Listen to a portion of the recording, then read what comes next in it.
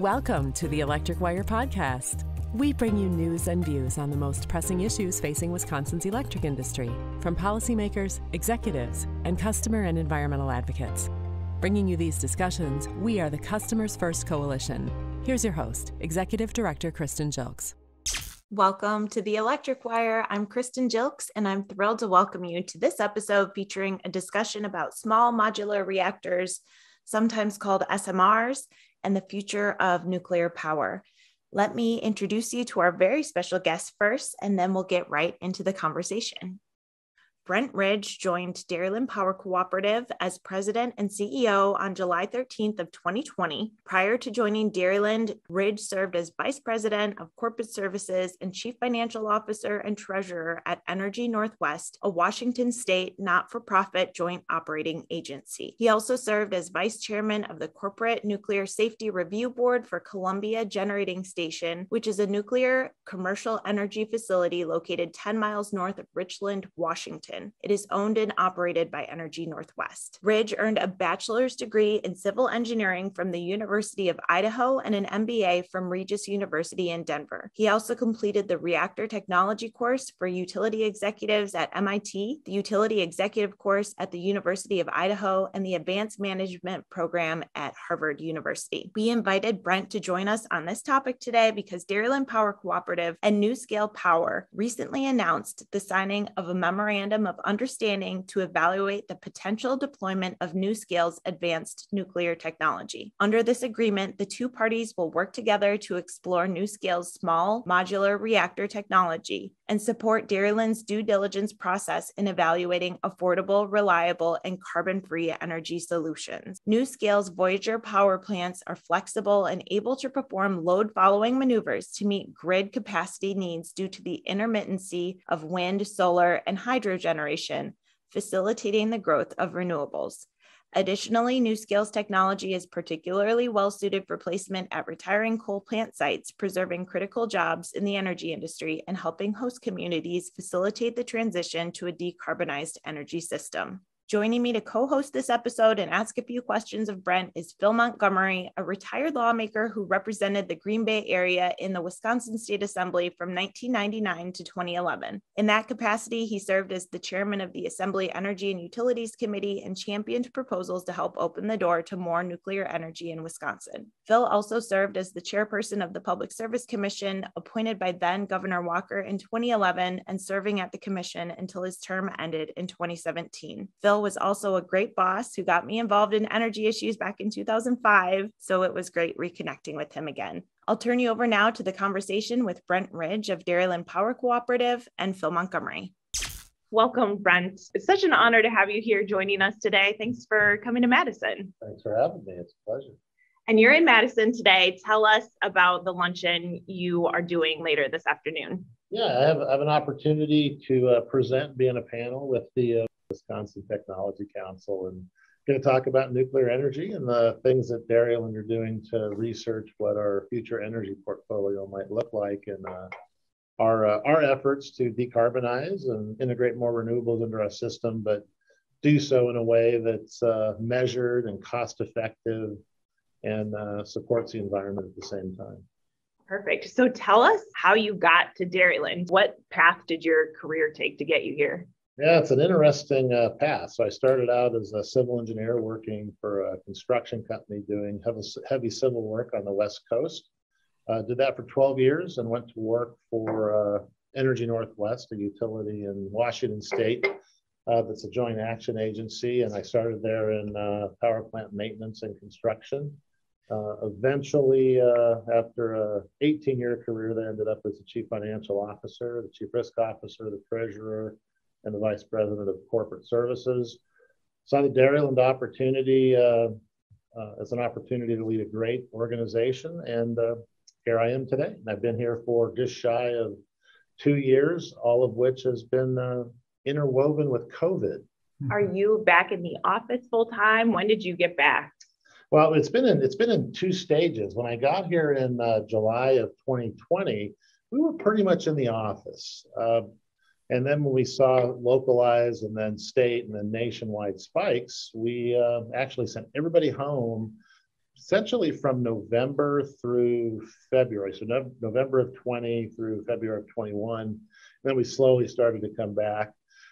What's interesting, just from a people perspective, and I'll just tell you how we have to say this. When people ask me what business I'm in, I don't say utilities, I say the people business. And one of the first things we did when I arrived was implement a flexible work policy. So that allowed people to pick their work schedule, their hours, where they worked and when they worked. And it's worked out quite nicely. And so we're back fully in the office, but a lot of people are working different schedules, and it's really been facilitated by two things: the technology advancements in the last 2 years, and then a really engaged workforce that's able to work in various locations.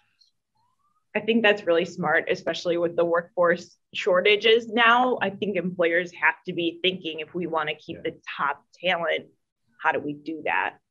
Yeah, we enjoy pretty low turnover right now, so we're real happy with that. We haven't seen the same challenges others have seen in recruitment, but they're coming. So we think this is a good position for us to be in. So when people think of Dairyland Power Cooperative, can you just give us a brief elevator summary of what Dairyland is and how that compares to other electric cooperatives? Yeah, so we're a rural electric co-op, but we're a generator and a transmission utility. So we generate the power, transmit it to our distribution co-ops that then do the retail side of the business. So we own and operate power plants. We own, operate, and maintain transmission systems. We deliver energy to our retail owner members, our distribution co-ops, and we have a very large surface area, about 45,000 square miles, but there's only about 600,000 people in it. So we have a lot of transmission to get a little bit of power to folks in rural America. There's two experiences reading your bio that I wanted to ask you about. It says you completed the reactor technology course for utility executives at MIT, and you were also the vice chairman of the Corporate Nuclear Safety Review Board for the Columbia Generating Station. Tell us about those experiences and your experience with nuclear power specifically throughout your career. Yeah, so beginning 20 years ago when I went to work in Energy Northwest, my job was a field engineer and planner at a nuclear power plant. So kind of starting in the maintenance and construction side of an operating commercial nuclear power plant. As I went through the leadership ranks, was the manager of a group called Construction and Maintenance Services, and at that point I transitioned to the business side. But as I was being developed, and I would say my former employer did a great job offering developmental opportunities, really blessed, and I'm thankful for that. One of the developmental opportunities was to spend 3 weeks at MIT in the nuclear engineering department and taking an exec course that covers sort of the basics of nuclear power, a focus on nuclear safety and probabilistic risk assessments, and gave me a really well-rounded view of nuclear technology. And then that allowed me to do my job as CFO and other business-related functions better than if I hadn't had that experience. Regarding the Corporate Nuclear Safety Review Board, every nuclear power plant in the United States has a nuclear safety review board. It's made up of some internal executive leaders and really importantly, external nuclear leaders, people potentially retired from the NRC, former chief nuclear officers, and they provide a really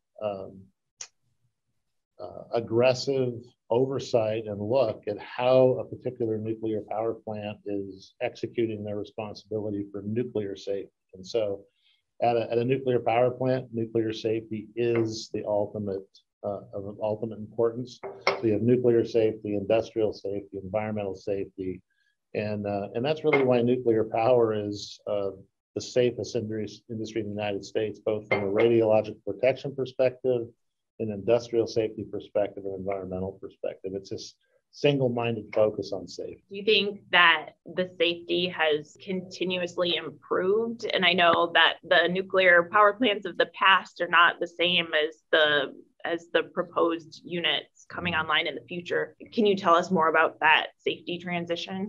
And I think that the transition started in the 80s. It probably started when I was in high school. And so it's been a long time in the making. And I love the phrase you used there, continuous improvement. That's one of the mantras of nuclear power, is you're trying to continuously improve. And one of the things we could say in the business was an accident or a mistake in any plant is an accident or mistake for the entire industry. And so we didn't just learn from ourselves, we learned from the entire industry through something called operating experience. And so part of the decades-long transition into what is the safest, both from an industrial perspective and an execution perspective, the safest energy source in the United States. It's been a journey, but one that's been very measured by some of the best people working in business today. Brett, I see that you're contemplating the modular design. I understand that the two leading technologies are either using light water, but instead of pumps are using gravity, and or the other are the liquid sodium molten salt. Can you talk about those? Well, I come from a light water background at a commercial nuclear power plant, so I don't know much about the molten salt technology that's being implemented. NuScale's reactor that we're currently investigating is very, very much like a pressurized water reactor. It's very well-known technology.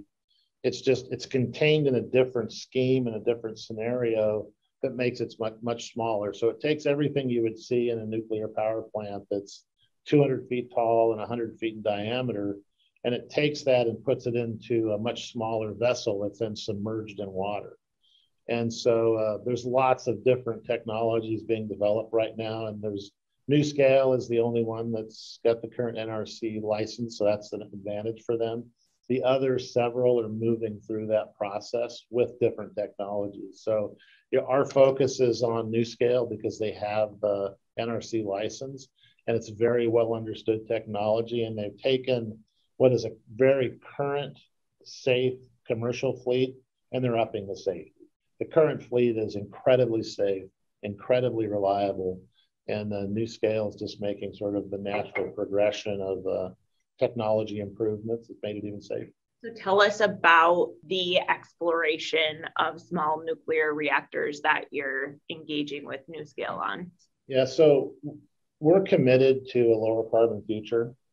We believe that it needs to be measured and an all the above approach. One of the things we can't do, and we're already seeing some of this in the upper Midwest right now, is as we retire coal plants and retire some gas plants, we're seeing unreliability creep into the system. And when you bring renewables into a system, let's face it, at night, the solar's not working and wind is intermittent and variable, as we all know. What happens when those resources go away? You have to have something that ramps up to keep the lights on. And right now, those resources are fossil fuel. They're coal and natural gas. And nuclear, of course. We have 1,000 megawatts of nuclear in the state of Wisconsin at Point Beach. All those can move up and down with the wind and the solar. So for us, it's looking 10 years in the future. And so we need to start to have the dialogue in Wisconsin, and we're in 4 states: from Wisconsin, Minnesota, Iowa, and Illinois. And so we have to start having the dialogue about how the public sees it, how the regulator sees it.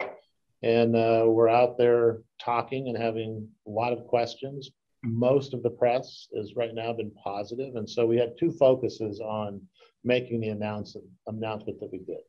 We want to find out what the interest is for partnership out there. And I think it's strong. The other thing is we want to begin the public dialogue. We want the anti-nuclear folks to come into the tent and talk to us and learn.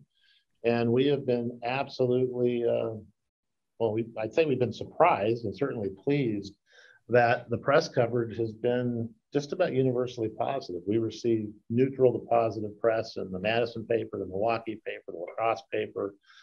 And we've seen very little public outreach on our current exploration of the technology, which has been very pleasing. We don't think it's going to stay that way, but my approach is to dialogue and have collaboration and educate, and that's why we're starting early at this point. One of the things that struck me when I was able to tour Yucca Mountain was kind of death by a thousand cuts. Was when you tour Yucca Mountain, your senses are this is the perfect place to store spent nuclear fuel, and yet the opposition has done a tremendous job of incrementally upping the standards, in some cases from a standard of 500 years to upwards of 2,000 years, almost an impossible standard. I guess, do you see that kind of creeping in on the design and specifications of the modular reactor? Well, the thing about NuScale is their fuel is very similar to the current fuel structure in commercial nuclear plants across the United States. The other interesting thing I like to talk about in terms of the spent or used fuel is it's currently stored safely at nuclear installations across the United States. And I first want to talk about the volume of the spent fuel. So if you think about the volume that currently exists from decades and decades of all the commercial nuclear power plants in the United States, if you just think about it in volume, it would fit on a football field that's 21 feet high. So this is not a volumetric challenge. This is a political challenge, and it's a long time duration challenge because of the long half-life. We just have to accept that. All energy sources have waste product, environmental impact, human impact if we think about batteries. The reality is that I'll just give you a perfect example. So my office at my previous employer was probably 1,000 yards from our spent fuel facility. There's no radiation there. It's perfectly safe. It's immovable and gigantic casts, licensed for something like 50 years, and then relicensed continuously, and then potentially replaced in another 50, another 100, another 200 years. These are 180-ton casks that store the materials safely and have the independent security system. Is it cheaper if the government meets their obligation to store all of the spent fuel in the United States in one location? Absolutely. But from my perspective, it is not a safety or security issue at this time. That has been taken off the table with the great oversight from the NRC and, of course, the execution by the utilities in the United States. So for the long term, the spent fuel challenge is stable and safe and secure. And the government, I'm sure, is working diligently to meet their obligation for central repository. Does that help, Phil? Yeah, very much so. Can you speak to the fact that the technology is actually looking at using that spent fuel in the next generation of reactors? Yes. In fact, the reprocessing of spent fuel is being done in Europe right now and has been done for decades. In the United States, it's interesting. It was prohibited decades ago, I think in the mid-70s. The interesting thing right now, and I've been out of the industry for 2 years, so I'm not quite sure what the current status is, but it was cheaper to build new fuel than it would be to reprocess the fuel because we haven't built the infrastructure yet. But some of the technologies out there have some very unique and novel methods of using spent fuel. So I'm waiting to see how that develops and how it gets licensed. But from the thing that I think most people that follow the industry think about reprocessing of the spent fuel, because when we're done with the fuel assembly at a nuclear plant, something like 95% of the energy remains in the fuel. Mm-hmm. And so really, we don't have waste or used fuel sitting at these power plants. We have an asset sitting at the power plant, and the French see that just as an asset, and they use it as an asset through reprocessing. But for us, at the United States, it would be a multi-billion-dollar investment in the facility. It would have to probably be supported by the United States government. But right now, uranium is fairly inexpensive compared to where it was maybe a decade ago because of plant closures both in the United States and worldwide. Can we talk a little bit about cost? I know Phil and I were both at the Public Service Commission when they announced the Kewanee closure, and it was heartbreaking because of the number of jobs that were going to be lost at that time. And the community, to its credit, has really moved on. But one of the major drivers of the closing of the Kewanee station was cost. And I'm just curious where we are on costs right now, and if you've gotten to that point where you've decided whether or not it might be cost effective. Yeah, let me back up and talk about Kewanee a bit. So I was 1,500 miles away or more, and we were stunned by that closure. It was a well-run plant. It was incredibly safe and efficient, and it was probably the first plant closure. And you might know more about this being closer to it, but from us looking at it from an industry, it's like the first plant that was a pure economic closure. And it was stunning to us. And it really sent shockwaves through, I don't know about the industry, but where I work with my 1,000 teammates, it was like, my goodness, this is an issue. Cost is an issue. And so Kewanee sent shockwaves through our business.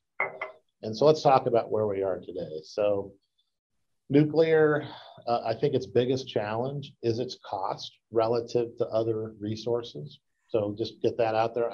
It's safe, it's reliable, and it's safe in every aspect. It's safe from an industrial perspective. It's safe from a radiological perspective. We've talked about the used fuel already and the safety of that process and everything that's in place to make sure that that is safe despite the government's obligation challenges. So the industry has dealt with that.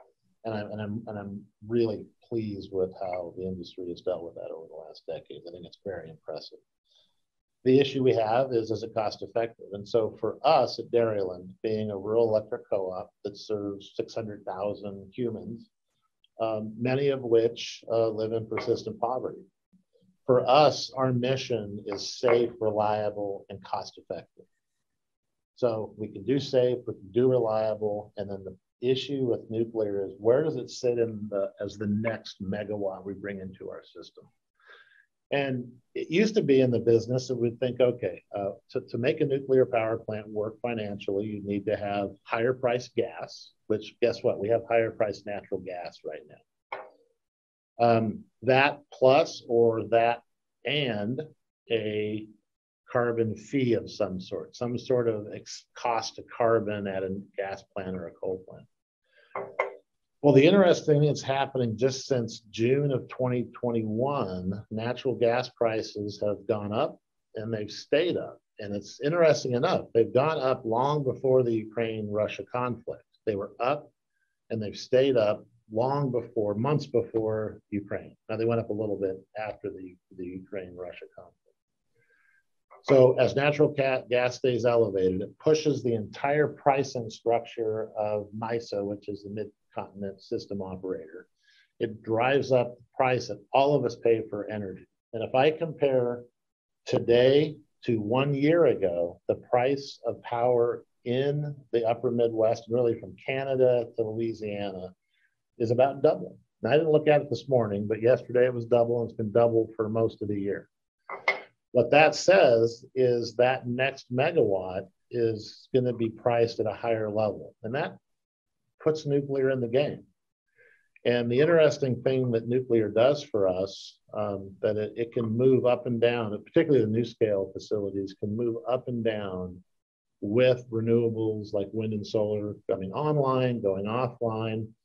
And if they're able to price that into the market, we call it dispatchability. If they can price dispatchability, then all of a sudden the economics of nuclear changes. And then let's talk about sort of this overall philosophy of government subsidies and tax credits for renewables like solar and wind. There's a tremendous subsidy from the government to make those cost effective. Nuclear power plants across the United States are producing energy without carbon emissions, and they're getting no credit for it at the federal level. Some states are providing some help to make them more cost effective, but we're asking nuclear and we're asking coal and gas to compete in the market with a fully subsidized renewable business. And look, we have renewables. I come from a utility that had renewables. We think all the above is the right thing. A mix of wind, solar, storage, hydro, natural gas, currently coal as a transition fuel to nuclear, and the nuclear ultimately backing things up. And fundamentally, and this is going to maybe go a little digress from your question a bit, but if you're a person that is for less carbon and a cost-effective, reliable energy system, you have to be pro-nuclear. If you want less carbon, you have to have more nuclear. And that's unless you want to sacrifice reliability in our 24/7 economy. You talked a little bit before about getting this out there now so you can hear from opponents now. How do you think opponents of nuclear power might react to that statement? Mm-hmm. You know, what would they prefer to see your energy mix look like? Well, I think they'd like to see it all wind and solar. And then they would ask me lots of questions. I would ask them, what do they do when the wind's not blowing and the sun's not shining and it's minus 21 degrees out in the upper Midwest? And then they invariably say batteries. There is not utility scale batteries out there yet. Will there be? Of course. But right now we've got to be thinking about a reliable electricity grid, and we're seeing it being challenged right now, right in front of us in a fairly mild spring. We're seeing high prices. We're seeing the utility grid operator telling us that we have potential emergencies in front of us. And just in the last month, the system operator said we're at a higher risk for rolling blackouts. And so think about that's being Texas, right? Texas during the polar vortex. And so I think that's why it's got to be a dialogue. As long as they're demanding renewables only with storage, and we're not technologically there yet.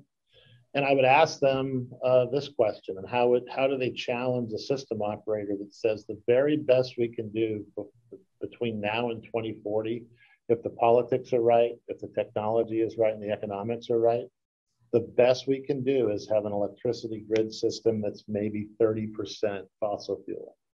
And right now, during the polar vortex in June of 2015, we needed 77% fossil fuels to keep the lights on. And to me, it's mathematics, it's physics. It's very difficult to get from 77% fossil fuel mix to keep the lights on, keep our people warm, keep the economy moving, to move to a carbon-free grid by 2035, which we hear some people talk about. What do you think that your fuel mix will look like in 2035? So we have a mission to be 50% less carbon intensive by 2035. If we bring nuclear in to the mix, that's going to probably push that down even further, like 20%. So what we would do is nuclear would displace coal as a baseload resource that can follow renewables. And we have a very aggressive plan to add renewables to the system. The interesting thing is, if we add 500 megawatts of renewables, say 1,000 megawatts, so 1,000 megawatts might power the entire city of Milwaukee, so 1,000 megawatts.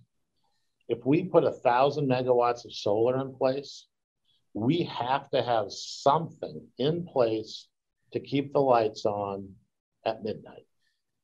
And that something right now is natural gas that can ramp up quickly and coal that can ramp up quickly.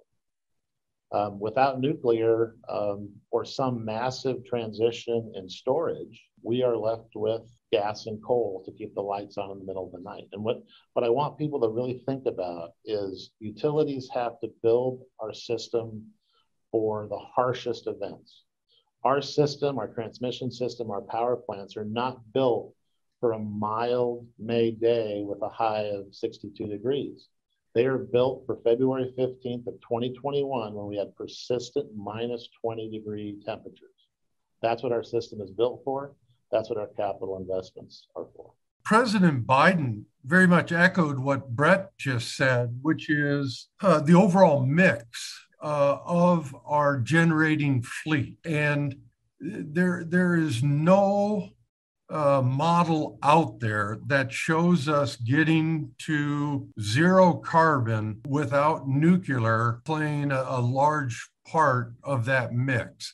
And so I guess I would just say that, again, President Biden has recognized that, the mix that we use, and again, one of the things Brett touched on was your base load generation. What is it that you want running, 98% of the time, keeping the lights on, 365, 24 hours a day. And so coal and gas have played that role for so long. But as the overall cost of those two have come into play, you have to start looking at nuclear. And again, the role that modular plays in its effectiveness and being able to ramp up and down, the fact that the scale, the land use is 17 times smaller than the traditional power plant. The fact that the modular units are built in a factory, so your quality control is much higher, and again, leads to the overall safety effectiveness. So I guess when you ask, what do you see at the state and national level, is as people are being asked the question, how do we get to, zero carbon? How do we affect the changes in climate? Nuclear has to be part of that discussion. Yeah, I couldn't have said it better. And I think there's another variable in the calculus here, is the transition from combustion engines to electrical vehicle charging. Yes. If what the policymakers want is everybody's driving electrical vehicles, including long haul over the highway trucks, those vehicles will be charged at night.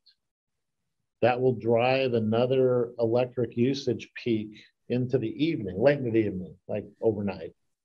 And right now, that's a low generation time for us. And what's fascinating, that evening peak will be filled with gas and coal because the sun's not shining right now.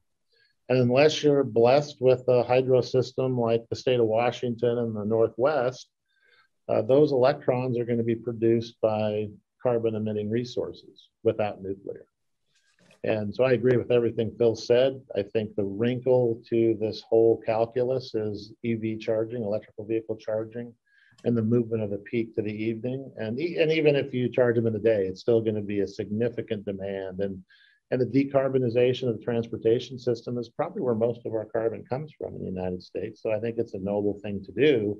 We just have to recognize what that transition does to the grid and what it does to our generating mix. It is really interesting to consider the role that nuclear will play there. And you're right, the transportation sector is the highest greenhouse gas emitting sector over the electric industry. So I think it's important to recognize the industry's efforts to reduce carbon pairs up with the transportation decarbonization as well. Yeah, and the governor of Wisconsin, the Clean Power Plan, certainly has a place for nuclear in it as well. And just from a Wisconsin specific perspective, might not have the numbers exactly right, but nuclear in the state of Wisconsin produces about 15% of the electricity. It's over 60% of the carbon-free generation, the non-carbon emitting. So 15% of the energy, over 60% of the non-carbon emitting. And then that brings me to one interesting point. There is no carbon-free energy source. If you look at wind and solar and hydro, during manufacturing, construction, and maintenance, they have a carbon footprint. And I like to look at life cycle carbon footprint. Nuclear has a lower life cycle carbon footprint than solar, and it's on par with onshore wind.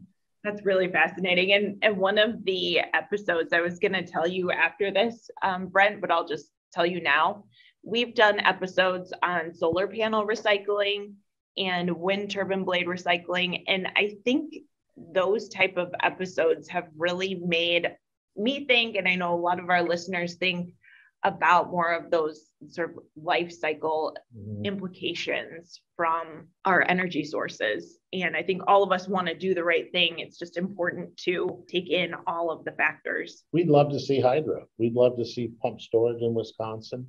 There's some topography that's beneficial for pumped hydro. That could be a big, gigantic battery that would give you hundreds of megawatts that's available for hours during the evening. So again, the same groups that don't want us to build infrastructure would certainly have challenges with that. But again, Dairyland is all for renewables, all for less carbon, but we're also all for an all the above approach that maintains safe, reliable, and keep in mind cost-effective delivery of electricity.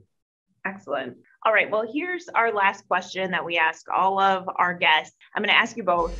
If you had all the power in the energy industry, what would you do with it? Phil, do you have an answer?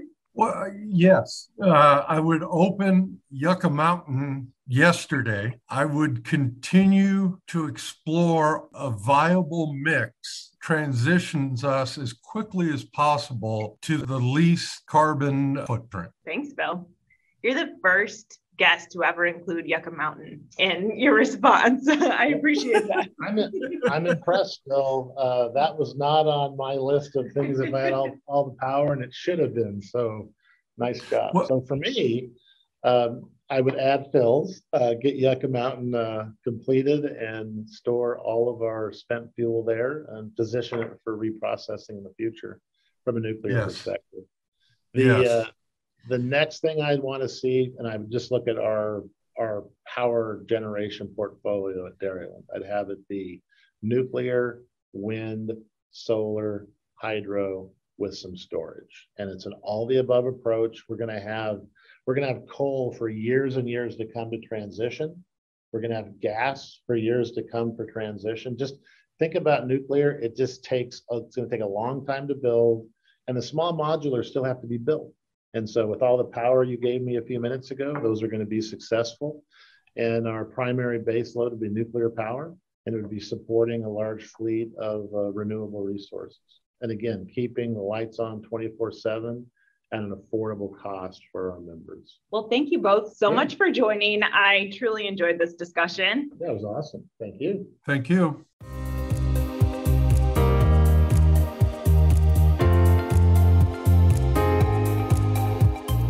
Thank you to all of our listeners for tuning in. Please support our work. You can subscribe to the Electric Wire podcast if you haven't already, and you can follow us on Twitter at The Electric Wire.